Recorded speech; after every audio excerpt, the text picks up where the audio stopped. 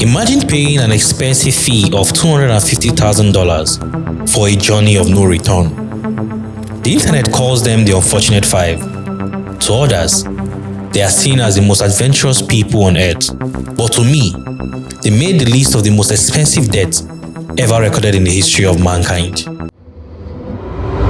Now, on June 18, 2023, what would have been the most exciting moments for these billionaires literally turned out to be the case of the Fatal Five, one of the world's most expensive and unsafe expeditions to the underworld.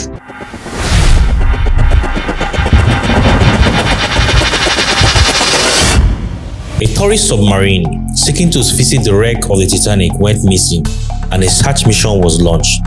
That is not the case. Prior to this expedition, safety concerns were raised to Mr. Stockton Rush, the CEO of OceanGate, the company at the forefront of this adventure. There were concerns about mechanical problems and inclement weather conditions that forced the cancellation or delays of trips in recent years, including one time it had to rebuild the Titan's hull because it showed cyclic fatigue and wouldn't be able to travel deep enough to reach the Titanic. Besides that, two former OceanGate employees separately brought up similar safety concerns about the thickness of the Titan's hull when they were employed by the company years ago. Regardless of several safety warnings from different industry professionals to Rush, the submersible was still being used as a cash cow to generate revenue for the company from tourists seeking to experience an adventure of a lifetime.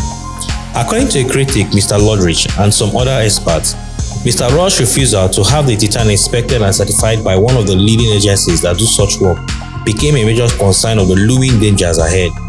He reported, learning that the viewpoint that lets passengers see outside the craft was only certified to work in depth of up to 1,300 meters.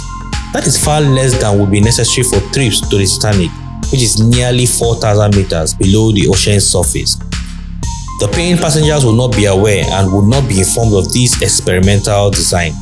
One would ask, why regulatory bodies aware of the impending dangers the submarine pose still allow them to be operational? Submersibles, unlike boats and other vessels, are largely unregulated, particularly when they operate in international waters. The journey of the five Titans who lost their lives due to negligence will continue to be one out of the main negligence happening in the world today.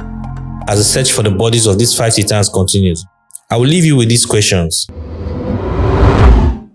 Will you pay $250,000 to travel down a death trap to see the wreck of a Titanic ship that sank over 100 years ago? Who is to be blamed? OceanGate, the tourists, the weak regulatory bodies, or greed? Will regulatory bodies sit up and stand against expeditions like this with no proper safety procedures put in place? What becomes the fate of mankind when companies are allowed to embark on dangerous expeditions like this, preying on the monies of innocent and unsuspecting victims? So many questions running through my mind, but I will leave you to answer for them. I am Bradofo, and I will see you in my next video.